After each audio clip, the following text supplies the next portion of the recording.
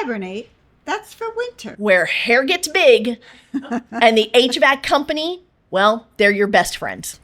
Did you see that? How dare you people do this, okay? I'm sorry. You're in for a treat.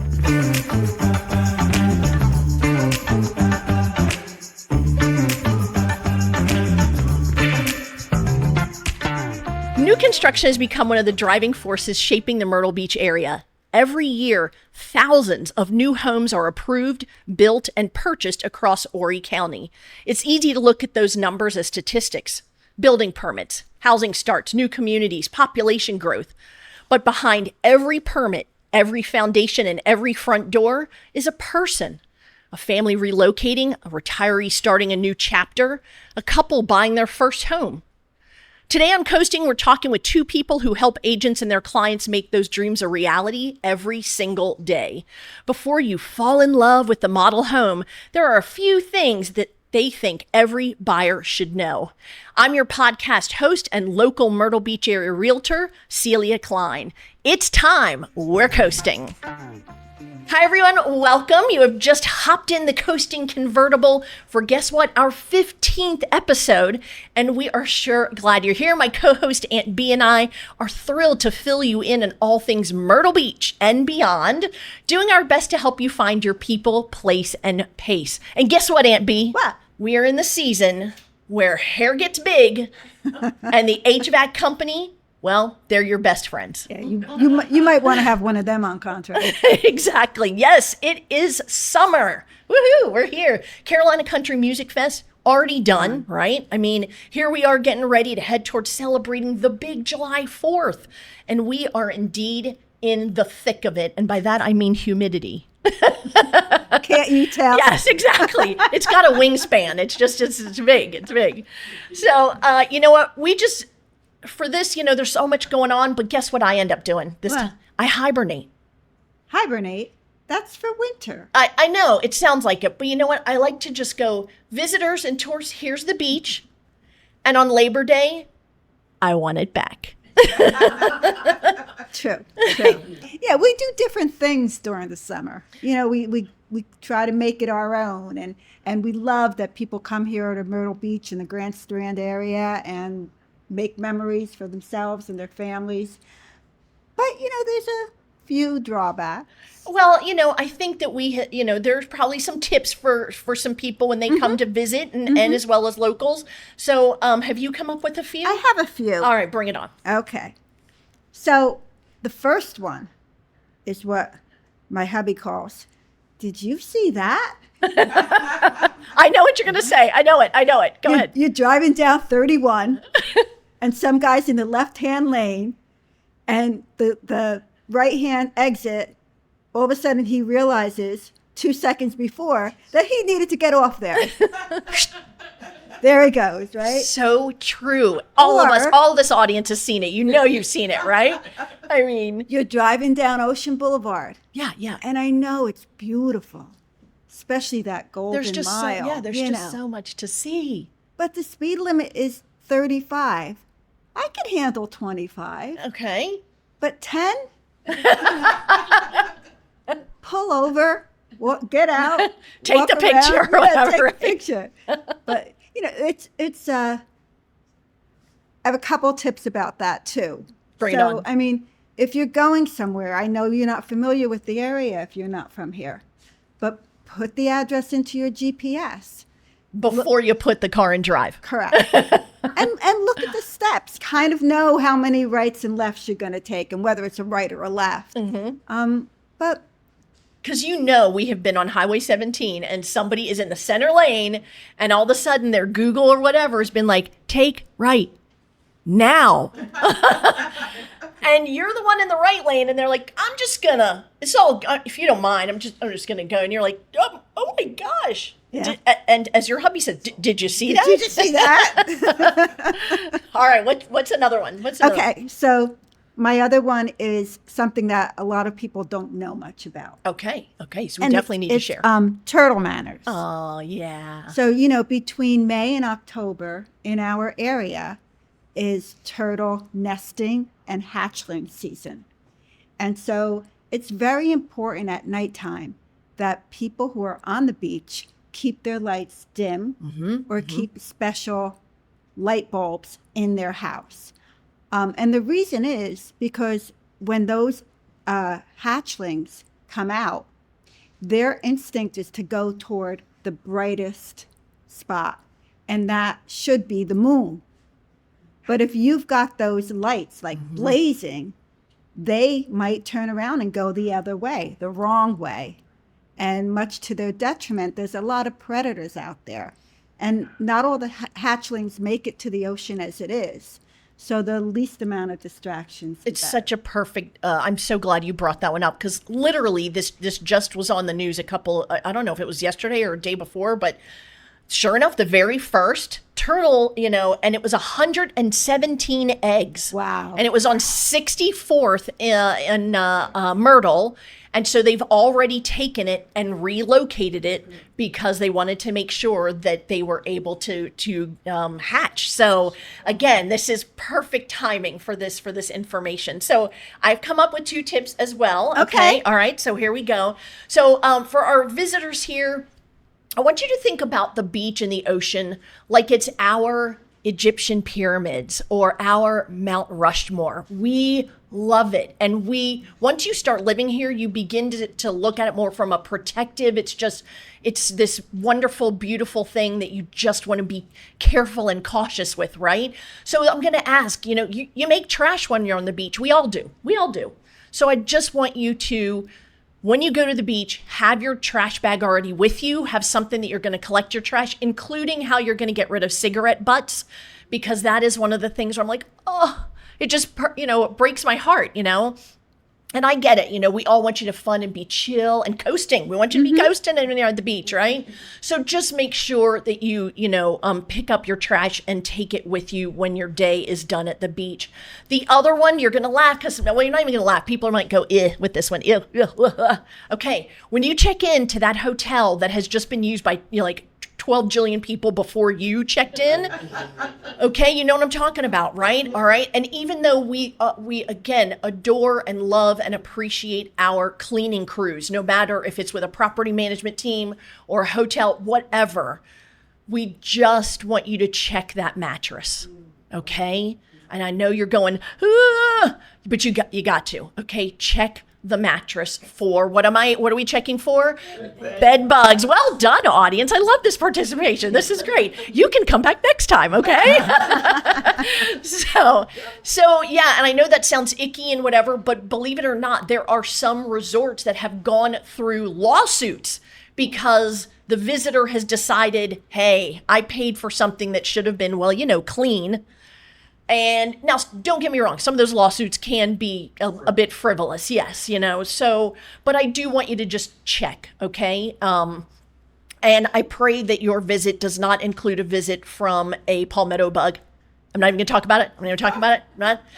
That's another episode. Right, exactly. That was episode number 1, actually. It was. Yeah. So, all right, there's one real estate tip. I'm adding a bonus one in here, and that is when you all come for your vacations, again, we're glad you're here. This is a busy time for real estate, right? We want you to call your agent. Who's that?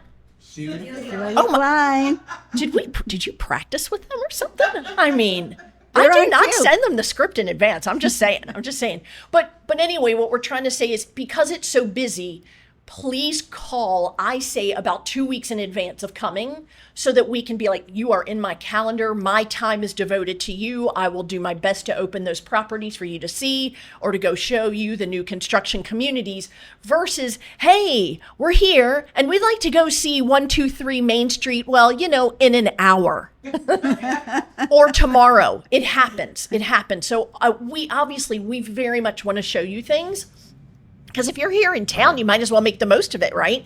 So again, that's going to be the one where I just say call ahead because we'd love to spend that time with you. But if you do short notice, it's very likely that agents like myself will already have people that they have already scheduled. So, so if there are locals like me doing this whole what I call hibernation, right? So I want to know, we got to find places to eat that aren't near the beach. I knew you'd have it for me. So it sounds like a perfect time to do the yummy to the tummy segment. Are you ready for this? So this is one of my very favorite restaurants. Okay, great. And one of the reasons it's one of my very favorite restaurants is when I first moved here back in 2007. Wow. Was before International Drive. So I live off of Route 90, and to get anywhere, especially to get to a restaurant, you had to go a little ways. So when Roland Scioto opened Bistro 90, less than a mile from Route 22, we were in heaven.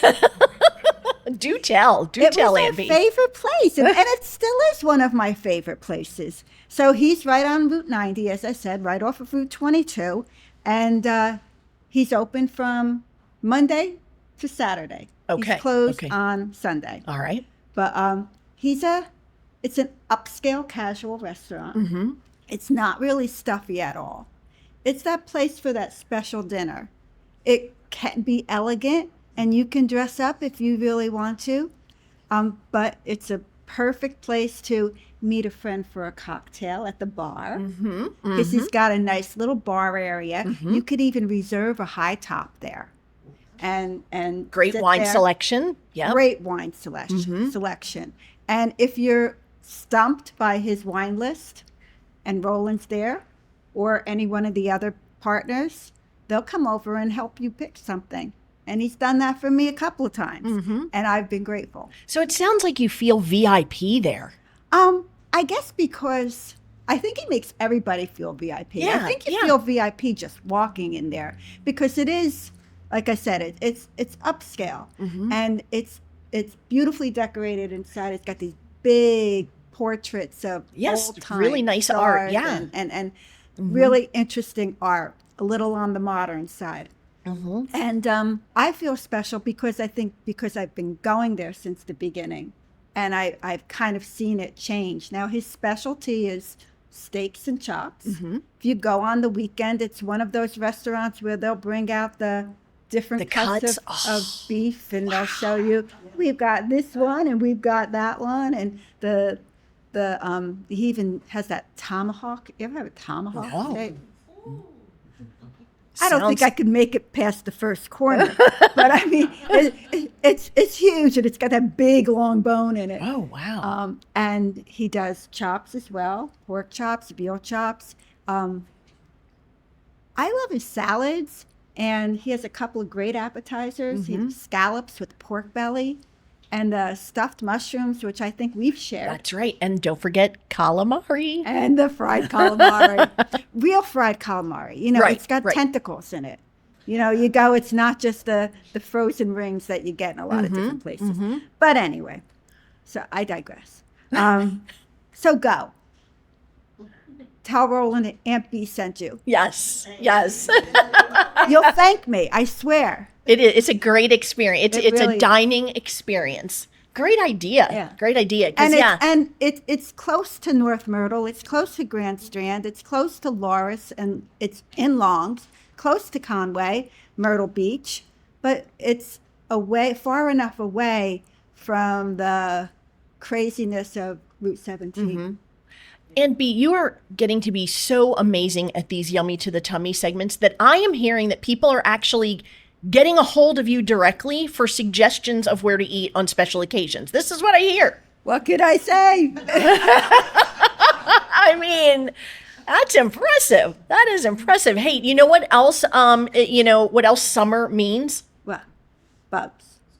Okay, yes, but they don't go shopping for houses. No, Okay, I guess not. so Well, they might. summer is prime real estate time. Okay, people combine their vacations with what they say is browsing. Before you know it, they're signing a contract. And so, you know what, Aunt B, have you ever walked inside a new construction model home before? You know I have. You know I beg you to take me with you all the time. Well, I get it. It's like the feeling I get when I walk into a shoe department. I I get it. It's, especially the model homes that serve those good snacks like we have here from Cherry Grove Cookie Company. I don't know if anybody's tried one yet. Oh my gosh, they're so good. Thank you, Cherry Grove Cookie Company. Yes, John is the best. So new construction is today's topic. We have so many people thinking about moving to our area, and many focus on these communities. So today we've got 2 sales representatives that work for 2 different builders. They're the ones you meet when you walk inside that model home. And together we're going to offer some serious scoop on what to know, what to avoid, and what's not worth stressing out about. When we return from this break, we'll welcome Rainey from Pulte Homes and Stephen DeLange from Dream Finders Homes. We'll be right back. Vacationers, did you know there's a place where you can enjoy a gorgeous view of the ocean while taking in the views of amazing art? Consider making a stop at the Myrtle Beach Art Museum while you're in town. The actual building is called The Villa, and it used to be a beach house that was moved about 80 blocks so it could be preserved and turned into a wonderful place for people to enjoy the talents of artists from around the globe. And even better news, it's one of the most affordable activities at the beach. Admission to the museum is free for children under the age of 18 and only $8 for adults. Any grandparents over 65? Bring them too. They can enjoy the exhibits at no charge. Give us a try and make a new memory at the beach. For more information, including museum hours, visit myrtlebeachartmuseum.org. Welcome back to Coasting. If there's one thing that's impossible to miss around the Grand Strand, it's growth. To give you an idea, it's estimated that in 2025, the Myrtle Beach metropolitan and surrounding area issued roughly, are you ready for this, 11,300 residential building permits. Yes, that's one of the highest rates of new home construction in America on a per capita basis. In other words, our area represents the American dream of home ownership. But what happens after a buyer walks through that model home door?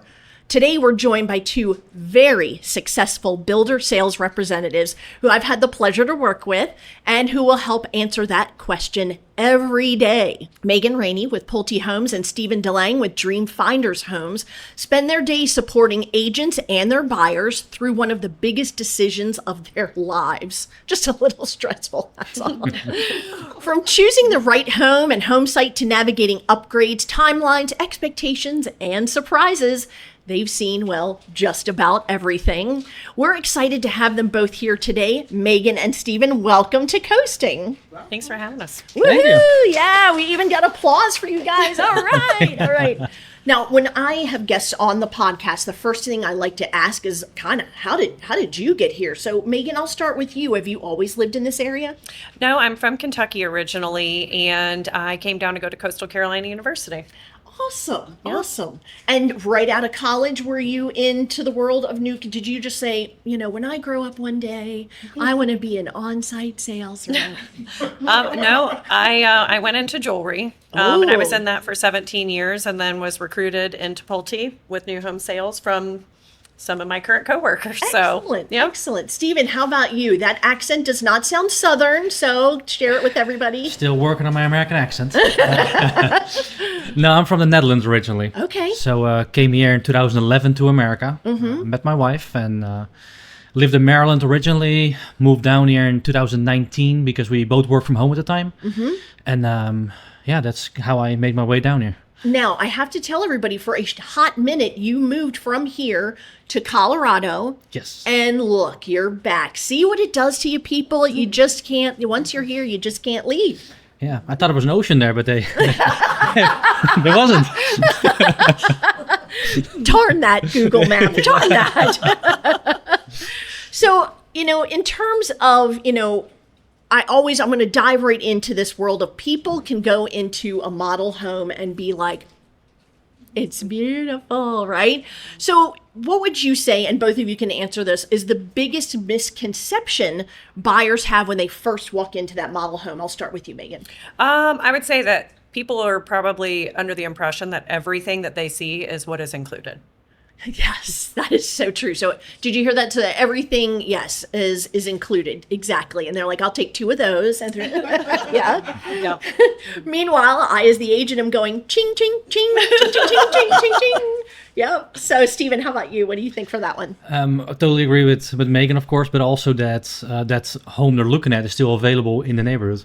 Often it has already been outdated, and for that reason, there's been a lot of changes in the home itself. Great point. Great Yeah. point. So, and then from the standpoint of, we talk about that they're looking around, they're going, everything they assume is included. Is there one in particular that it's an afterthought, in terms of a feature? They just think, and I'll start with you, Stephen, that they they don't even think they have to ask because they just think it's in there. I would say the security systems. Yes. Like those are typically an addition, and they look great in there. You see that big panel with, they always have a nice, like, it almost look like an actual wallpaper or whatever. That doesn't necessarily come with it, and there's a whole bunch of them. Also countertops, for example. Model homes have the nice thick quartz with a nice vein in it. That is typically not standard. How dare you people do this to okay? I'm sorry. It's completely Stephen's fault, right? Yeah, Exactly. yeah. Now, did you have one to add on to that? I would say probably a screen porch, Yes. Good. Yeah. at least covered. Right. Exactly. And I would add to that, sometimes you'll see, when you're going to a model home and you go out through that covered or screened-in porch, or lanai, if you want to be fancy and call it that, that some of them are going to do it up even more and have the pavers as opposed to concrete, or they might have a fire pit. Again, here's my noise. Ching, ching, ching, ching, ching. Okay. So here's one. What's one question buyers should ask, but rarely do? Probably about the HOA. Yes. Yeah. What do you think, Stephen? Do you agree on that one too? Absolutely, HOA, and then on top of that, more about the builder itself, because there's a lot of differences between each builder. That's so true, because there are one of the important things that I always ask for when I have my clients in is that I want a copy of what's called the included feature sheet, because that is the base of what every builder has decided they are automatically going to put in that home. And you're right. I usually say, now take both of those sheets out and do a comparison, because it really can be so different. Also, that HOA thought, I would say, being very specific, especially, say, for example, you have what I'll call a commercial vehicle. You are one of those prized HVAC people that we all are that we need right now. Can you park that in your driveway? Can that be, and HOAs can get that specific. So I think that is make sure you get those HOA docs. Now here's one, we're going to flip it. What's one buyers get really worried about, but it turns out not to be a big deal? I think people go down the realm of cosmetic things in the home and how they look. How about you, Stephen? Yeah, no, especially if you're looking at like a build job as opposed to buying a home that's already completed. Going down the rabbit hole with specific colors and changing it throughout after they made the decision. And I guess that's where they go down the rabbit hole, really. And that's our next topic, is really to compare what we call in our world spec home versus a to be built. So a spec home is one in which the builder goes ahead and puts in the plans and the permit application. They determine the floor plan, the structural options, and they get started before there's an actual buyer who has signed a contract for that particular home. And so on my end, sometimes I talk about, that spec home might really be a pretty good deal versus all of those line items that stress you out about a to be built. So if we talk about, who would you say, Stephen, is the perfect candidate for a to be built home? And does your builder do to be built homes? We do. Okay. Yeah. Perfect candidate. Well, I think one of the most important things is that you have flexibility as when you can move. Yes. Especially if you have a home to sell, that makes it complicated. If you're renting, for example, that makes it so much easier because you can, especially if you're month-to-month renting. So I guess that would be one of the criteria to be a perfect candidate. And then for both of you, what's the typical estimated build time that you offer? Again, broadly, I know it can change per community, but in our market, I feel like I have that it's somewhat similar. What is it for you, for Pulte? 6 to 9 months, typically. 6 to 9 months. How about Dreamfinders? I was going to say 8 months. So okay, all right. So to your point, that means to be built means you have to have time.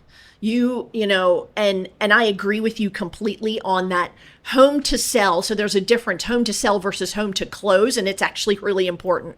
So home to sell either means you haven't even put your current home on the market yet, but you plan to. And you're saying, hey, I can't go through with this deal over here until this one is sold. Home to sell can also mean we have it on the market, just haven't quite gotten that contract yet. Home to close means, sure enough, woohoo, we did get the contract. We just haven't gone to closing and signed all the documents. That is obviously much less risk for a builder to say, sure, we can work with you on that, right? So tell me about, Megan, we'll switch to that spec home, the perfect buyer for a spec home. Who do you think that's most appealing to? People who have already sold a home, they're looking to get into something quickly or have a timeline that they're trying to meet, whether it be a job that they're taking or kids going to school, you know, somebody who needs it immediately. I would also say people who don't want to make a ton of decisions because people can get overwhelmed with all the different options that are offered. So as long as it aligns with what you're looking for, it's a great option. Yeah, Pulte has, you may as well, has an amazing design center in our market. And so to her point, you know, you've got a design center coordinator. So Megan's not going to go with you to that. So you're going to be literally, I mean, 100 decisions almost, you know, because it's lighting, it's the type of trim you put around your windows, it's the type of appliances you get, the countertops that you mentioned. And yes, it stresses people out, doesn't it? Yes. And can they get in the design center prior to making those decisions? We offer browsing on the weekends. So we can schedule it to give people a preview of kind of everything that's going on in there just to make sure they feel comfortable making all of those decisions all at once. And Stephen, would you say, back to those to be built, what do you think might be one of the biggest misunderstandings that buyers have about building from the ground up? I guess the biggest misunderstanding is that they assume that we are a full-on custom home builder. Yes. And they're like, hey, can we actually move this wall? And, you know, we have a preset of structural options that you can choose from. But no such thing as like, hey, let's push this wall back out 2 feet or that kind of thing. Right. And as soon as you, I would say, get to someone who is willing to move walls, congratulations, you're now approaching $1 million house. Would you agree? I mean, that it's truly a custom builder. Yeah. In terms of you guys, when you are working with someone and whether we'll say to be built, what are some specific things, whether through training or you just learned on your own, that you try to do to lower the stress for the buyer? I would say over communicate. Because the more information people have, the better they feel about the entire process. So it kind of puts them at ease to feel good about the decisions that they're making and take a little pressure off them. Yeah, over communicate, but also just being ahead of things. Like if you do a to be built, there's things going to be missed. There's things going to go maybe wrong. We're all human. And it's just our job to be ahead of that. So walking that home every single week with our project manager, updating people that are building that home. If they miss a chandelier or they miss an upgrade that they paid for, as long as you're ahead of it and communicate that, that's the biggest part. Absolutely. And in the beginning, when they're looking over construction contracts, or I should say builder contracts, this thing. Okay. And so here you are as a buyer, trying to go through all that, and your sales rep is explaining that as well as your agent, which is wonderful. But guess what? That's a lot of information at one time. And you can't be expected to remember all of that as you continue throughout this process, whether the home's going to close in a month or, 5 months. So it's just a lot of information. So what's nice is a lot of the builders now, it's not only going to be remaining in touch with your on-site sales rep, but it's also that you bring in the construction or project manager. And that is a huge help because they are on site, of course, every day. They're also finding ways now to be organized with their communication, which I think is fantastic. So whether they use an app where they give photos and here's what we're doing to your house this week. And the reason we bring this up is because so many of our clients do not live locally. And so we have a situation where someone is sitting in another state, and if it's quiet, you have thought the absolute worst thing is happening, because when quiet equals drama. You have, and on our end, we're like, no, it's just because there are 15 other people who are signing contracts because again, the Grand Strand is that busy. So I agree with you both that communication is just so huge. Now, we already talked about building a home, again, whether spec or otherwise, there's a lot of emotion involved in this. People are spending a lot of money, making hundreds of decisions. I always tell people if I weren't in the world of real estate, I'd be a really good FBI hostage negotiator because you are constantly getting people, as I say, off the ledge. And we get that. We're not minimizing that. It's just it can get very intense sometimes. So what would you say are some of the most common stress points? I'll start with you, Megan. I would say decision making. People get really stressed about design and making the right decision. So it's good to have a team or feel like you have a team of people that are all reassuring you and people that are professionals that are going to help support you through that process, whether it be the realtor, your on-site agent, your builder, or even your design consultant. How about you, Stephen? I think also throughout the process of building the home, like you said, we have one of those apps where we can send pictures of progress of the home. And sometimes if you send them those pictures and, the home is almost finished and they see that there's now a white ceiling fan instead of a black one, you get a message like, hey, wasn't that supposed to be, right? So that kind of thing. But again, communication, if you communicate that it's a home in progress, it's going to take time. There's going to be mistakes. Setting that expectation, that takes a lot out of it. It's, all great points from both of you because number one, builders are human. Let's start there. There will be mistakes and those will freak you out. And there will also be times where nothing is happening on your house. That will really stress you out. Like, why isn't so-and-so putting the windows in or why isn't? And so to help you educate you through the different stages of they're waiting for the county or city inspector and they're behind. Oh, okay. And then that would be, a reason why. Stressful. I think you had mentioned this in our pre-podcast chit chat, the world of mortgage. Yes. Big stressor. Yeah. If you out there have not gone through the mortgage application process in the basically since the mortgage crisis in the early 2000s, you're in for a treat, okay?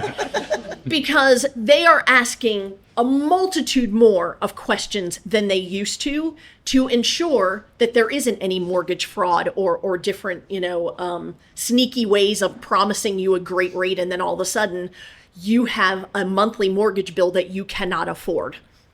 So there's a lot more questions into it because the people who are investing the dollars that you're about to borrow from them to buy the house, well, they kind of want to make sure that you're good for paying them back. So I think that's definitely a stressful one.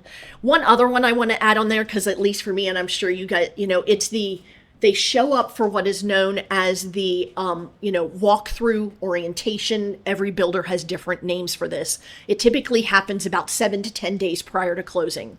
There are some times, depending upon, the project manager and their workload, that you're going to show up at that and go, oh my God, there's no way it's going to be finished in time. And I've got movers and I've got this and blah, and there's a party and blah, and how do you handle that? We'll start with you, Megan. Just things happen very, very quickly in new construction. So if you see issues with drywall or paint or trim, all of those things can be done within a day. So it happens very, very rapidly. So it's just a matter of the construction team making sure they're communicating with, the buyer, the realtor, us, and just keeping everything on a schedule, but it will all get finished. Yeah. You want to add to that? Yeah, and then on top of that, say it doesn't get finished, we'll always make sure that it will be done even after you move in or, they know that. But to Megan's point, we get it done. We get teams in there with 12 people at a time to get stuff done. And it's one of those where, and we have to be, empathetic, right? Because if it were our house, we would be, oh my gosh, we get that it's stressful, but we also know that we have done a bunch of these homes, and we know that as soon as your house is the one that they decide, ping, this is the one that's getting everyone's attention, it literally can get done in a day or two, and people go, oh my gosh, and it can get done. What's a situation maybe one of you has where you've seen a buyer thought everything was going wrong, and sure enough, it ended up working out perfectly? I had someone who was their electrical, like they needed electricals raised up on the wall. It was the day before closing, and they were very stressed out that it wasn't going to be moved. But they came back in the following day at 10. Outlet was where it's supposed to be, and they were thrilled. So for the two of you, what would you say when buyers are feeling that stress? How do you receive that? Is it, as I like to say, is it through using honey or hot sauce? How do they communicate with you? For me, it's definitely honey. Yeah, absolutely. Yeah. So they, when they're talking to you, they try to be really nice. They're not at you. Typically, they are. That's awesome. Yeah, I have rarely had. I notice it to my builders. They freak out, but for some reason, I might just have a nice face. I don't know what it is. I think it depends on the whole process, though. If you have been upfront the entire way through, most of the time people are understanding and forgiving, and want to. It's like the benefit of the doubt that you're going to take care of it for them because you've taken care of everything else through the process. Awesome. I think that's also what it is. Like if there's a lot of miscommunication or no communication, right, and then they see it, they're like, right, you blow up. But if through the process you kind of explain what's going on and hey, we're not quite done with this yet, and if you set an expectation, that's typically the key. Yeah, I have a slogan I use or tagline. I call it minimize the surprise. Yeah. The more, to your point, I can get ahead of it and say, hey, if you're going to go into that house, you're going to see this. It's okay. We know. It's on the list. It's not going to be done tomorrow, but we're going to get it done. Hey, we're about to take a quick break. When we come back, we're going to talk about working with realtors such as myself, communication again, and maybe some things buyers might learn a little too late. So we'll be right back. Have you seen the museum's latest exhibition? It's got people talking.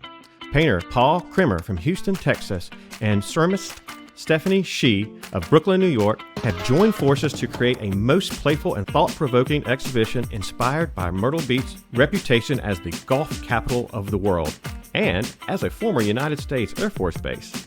The exhibition, entitled Lateral Hazards, refers to a type of golf water hazard, where Krimmer considers the game of golf visuals through its landscape and architecture. She adds the twist by focusing on the game's political association. That's bound to generate conversation. The exhibit is available to see right now, so plan your trip to the air-conditioned museum soon. Visit myrtlebeachartmuseum.org for all the details. All right, we are back here at the Coasting Podcast. All right, you guys, without naming names, okay?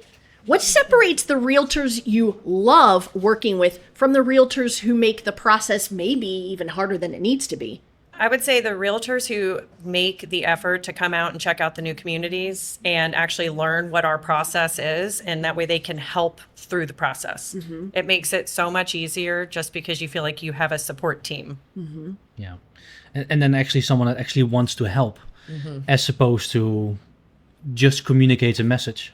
Like when I work for a builder, I work for them because I am 100% confident they have the best product in the area, right? So I it's a good thing for the people to buy that. But then when another agent comes in and just translates the message from the client to, they don't quite help move forward, that can be tough. Sure. Have you seen anything, in that scenario where you've got the buyer is out of town or out of state? Have you seen realtors doing things behind the scenes that, buyers may not even realize they're doing? Yeah, like their homework on the builder they're visiting. Like what incentives do they have? The standard feature sheet you just mentioned, they educate themselves before they bring their client to the builder, which helps because, often, and I noticed it with you were able to answer questions for me in the model home. And that is good. How about you, Megan? I would say the same thing. The more, the realtor is doing with their clients, the more we can help. I mean, if you're building initial rapport with them, it just helps us know that person better, maybe even without being face to face. So we can try to, get them the right home and make sure that they have the right, lot that's going to make them happy with the decision that they're making. And to your the part that I like in working with the on-site sales rep is throughout they've already signed that contract. So the part where we're saying, okay, I've been to the site, I've seen it, I've filmed it for my clients. I see that we're approaching, pre-drywall. We're going to want an inspection. That you guys are like, no problem. So it's almost like, it's this well-oiled, machine that says, I know what's coming. So let's go ahead and not make it where, oops, the construction manager has to stop now because I've got an inspection. We don't want to stop progress. Right. At what point would you say a buyer should involve a realtor in the overall process? I would say from the start. Same, always. Yeah. That's an excellent answer. if they're good, Yeah. because that's a big if. Well, and I've heard from both of you before talk about how frustrating it is that you have someone who comes in and then all of a sudden, like a week later, a realtor pops up and goes, "They're with me," and you're like, they are, so I'm sure that's got to be frustrating. Yeah. Absolutely. I've had that exact example. I've shown people, and at the time we were able to go to different communities, so drove them around, showed them all around. And on the day we signed the contract, the realtor steps in. And that's, and I don't mind it because you can also start a relationship again with them, but it would have been nice if that realtor was right there and helping throughout the process. Yeah. Meanwhile, my Cubs, and I call them my Cubs, I'm like, don't even go in there. Because, and the reason I say that honestly is because they have been trained and are very good to hear certain things that you are communicating. If you start talking about where the furniture is going to go in the house, you're not negotiating anymore. Okay? Because they know you want the place. There have been countless times where it's been, where I've wanted to kind of pull the clients kind of away and be like, let's have a chit chat and sure enough, right in front of the on-site sales rep, no, let's go to the office. Okay, guess what? We're not going to take advantage of, there are certain incentives, and that's another thing I think agents are helpful with, is that if we have done our job and have gone to these different communities, those incentives change literally like, at the beginning of a month, or if, they didn't have enough sales in a week, they'll change the incentive again, or if they've really done well in sales, guess what? They'll start taking some of it back. I know that. And if you go in there and start talking about things, you may not get the best deal you could during that time. So, that is another thing that I think starting from the very beginning is really, really important. Now I'm going to go back to, that model home. What's an upgrade most buyers often regret not choosing? I would say anything structural. Because that is really difficult to change. It's hard, you're just going through more of a process with pulling permits, different things like that. But I'd also say flooring. That is something that is an everyday use. So it's better to get into it early instead of having to pull it all back up. There's a huge cost with that. Yeah. What do you think, Simeon? I think also if you're debating between, say, a granite countertop versus a quartz is more expensive. People end up going to save $1,000, but $1,000, especially on a mortgage, is very little a month extra. And if you really want that, you should get it. It's a great point. I'm a big fan of get the extra lighting. Even though lighting can be fairly pricey to add in the world of new construction, you will not regret that. So that would be one I would add to that list. Yeah. Okay, so which one now converse? They spend the money on it, and you're like, okay, sure, I'll put it in your contract, but I really wish you would not do that one. What's the secret? What's the scoop? I would say plumbing fixtures. Yeah. I know we kind of talked about that. I think that's something that most people want to personalize it a little bit more anyway.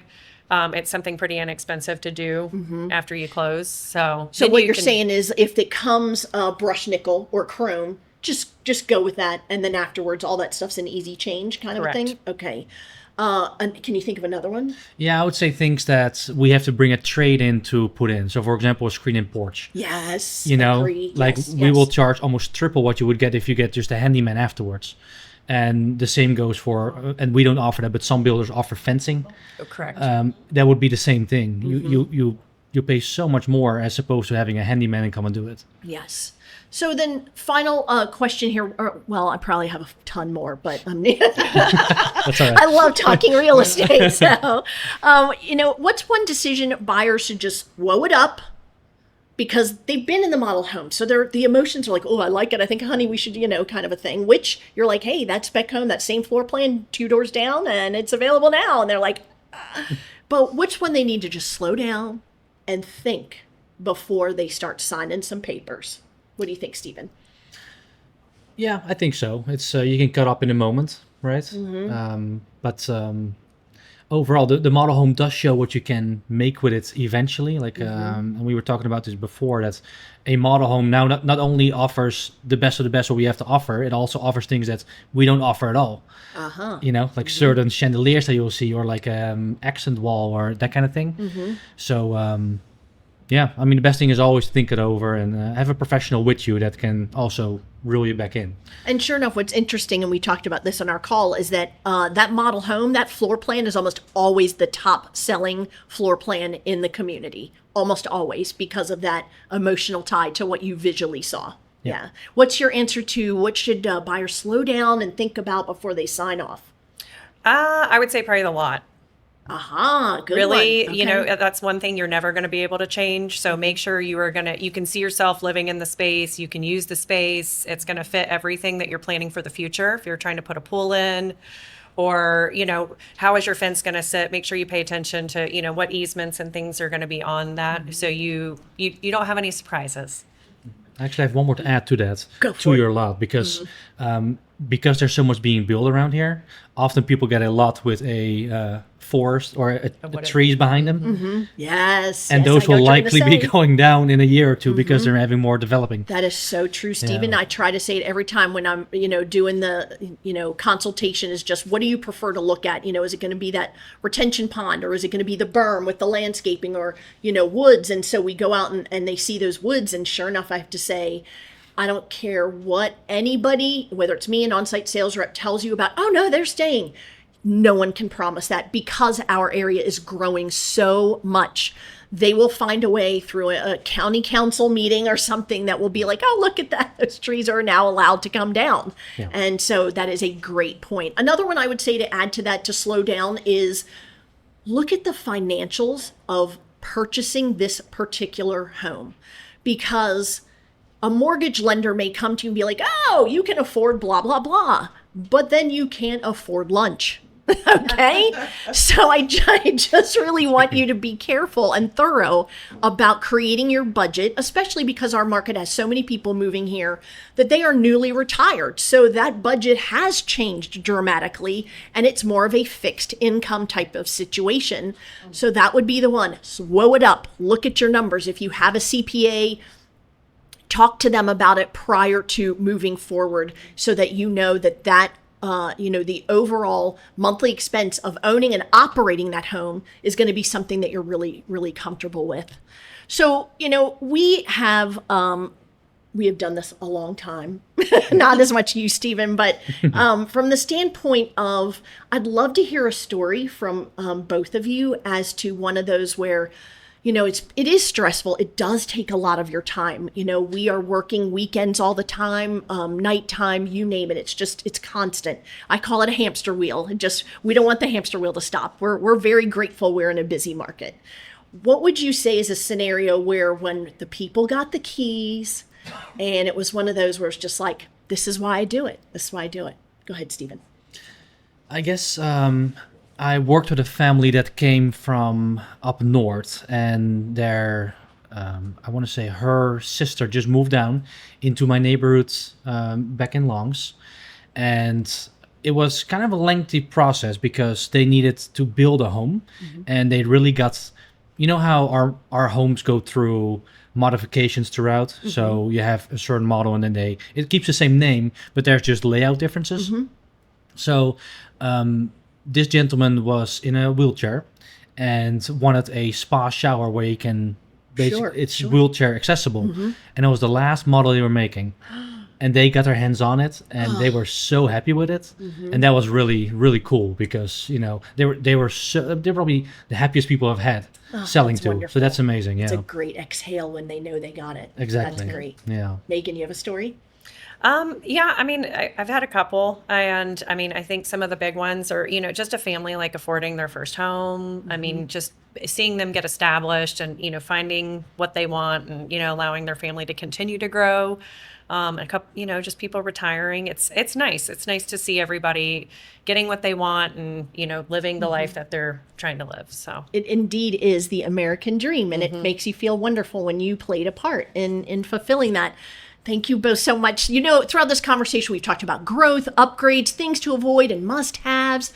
But the most important part to remember about this conversation, it's personal. This is someone's home we're talking about. It's where birthdays are celebrated, where grandchildren visit, where memories will be made for years to come. Maybe you've noticed lately your online searches have taken you to a few new construction communities in our area. And now, after watching this episode, you're thinking, wow, that's a lot of information.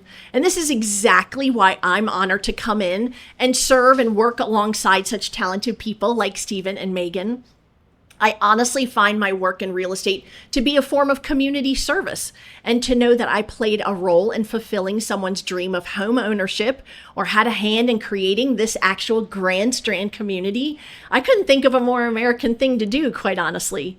Please feel free and comfortable in calling me. Ask any questions you want about real estate. My number's at the end of the broadcast. Thank you for joining us today on Coasting. If there are other people, places, or stories along the Carolina coast you'd like to explore, please let us know. Send us an email. Thanks again for listening, and until next time, keep it coasting. She loves Tony Danza, and I love Sting, okay? We're running real good. Precisely. Like before your butt starts itching, you can sit in it. They're so comfy. Let's just say if y'all are wondering where I am, you might be like, I think she's taking a nap. Yes.